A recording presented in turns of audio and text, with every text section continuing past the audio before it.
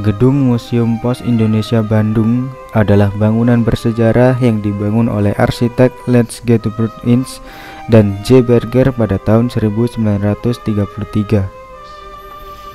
Museum ini terletak di Jalan Cilaki nomor 73 dan awalnya bernama Pos Telegraf dan Telepon atau disingkat PTT. Dengan usia yang cukup tua, tak heran bangunan ini memiliki banyak cerita angker.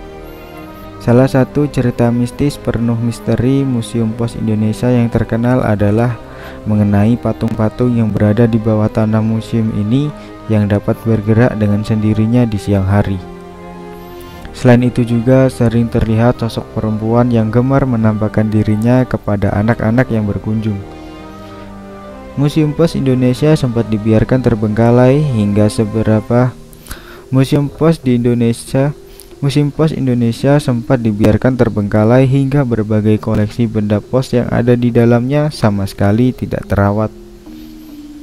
Sampai pada tahun 1980, Perum Pos dan Giro membentuk pengelola untuk memperbaiki dan merawat benda-benda koleksi museum yang tak ternilai harganya. Museum yang juga pernah memiliki nama Museum Pos dan Giro ini menjadi tempat wisata Bandung yang wajib kamu kunjungi jika ingin melihat koleksi ribuan perangko dari seluruh dunia. Selain itu, benda-benda seperti timbangan surat dan sepeda Pak Pos juga dapat kamu lihat di museum angker ini. Di bagian lain Museum Pos Indonesia, kamu bisa merasakan suasana mistis di mana terdapat ruang yang memamerkan surat emas, yaitu surat dari berbagai raja-raja Nusantara kepada para petinggi penjajah Belanda. Melalui surat-surat tersebut kita bisa melihat bagaimana raja-raja Nusantara dulunya berkomunikasi dengan para penjajah. Surat emas berumur ratusan tahun ini adalah salah satu catatan penting sejarah Indonesia mengenai perkembangan surat di tanah air.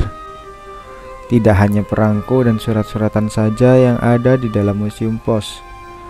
Kamu juga bisa melihat patung di diorama yang menjadi salah satu koleksi museum.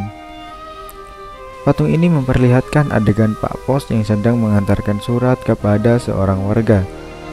Dan disinilah salah satu keanggaran misteri Museum Pos Indonesia, di mana dikatakan sering terlihat sosok pria yang sedang duduk, namun tak diketahui siapakah sebenarnya sosok tersebut.